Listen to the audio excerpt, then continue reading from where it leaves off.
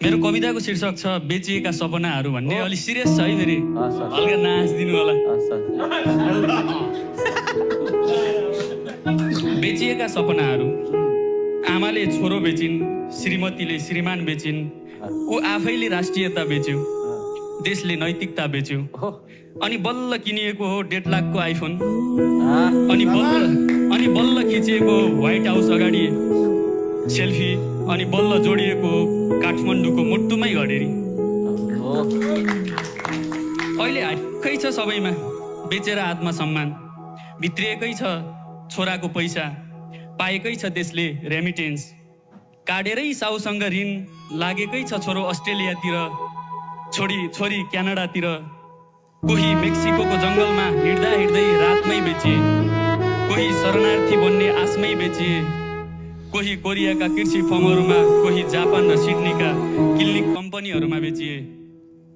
घर घर उत्पादन भएकै छन् विदेशीलाई योग्य कामदारहरू, देश नै रित्तिने गरी बढेकै छ वैदेशिक पलायन। जब देशमा मान्छे नै सकिन्छन्, बुबालाई खाडीमा बेचेर किनेको आइफोनले छोरीले कोसँग फोटो खिचाउलिन्, श्रीमानलाई लन्डनमा बेचेर किनेको गहना श्रीमतीले कसलाई देखाउलिन्। हरेक दशैंमा घर सम्झेर फर्कने छोराले म त आउँदिन भनेर परिवार उतै बोलायो भने, हरेक तीजमा हाँस्दै माइत आउने छोरीले म त भ्याउँदिन भनेर विदेशमै हरायो भने, हाम्रो संस्कृति रहला कि नरहला, हाम्रो परम्परा रहला कि नरहला, रुकुमकोटको ठुलो चौरमा मेला लगाउलान् कि नलगाउलान्, चचहुँ गर्दै पिङ खेल्न पाउला कि नपाउला। अहिलेको सन्तान छन्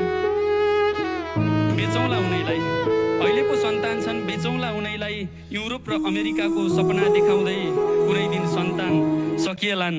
भएकाहरूको पनि बल सकिएला, बेच्नलाई सन्तान सकिएको दिन ए सरकार, मुखमा गाँस रहला कि नरहला, बस्ने बास रहला कि नरहला, बाँच्ने आस रहला कि नरहला, अझ भनौँ यो देश रहला कि नरहला। धन्यवाद।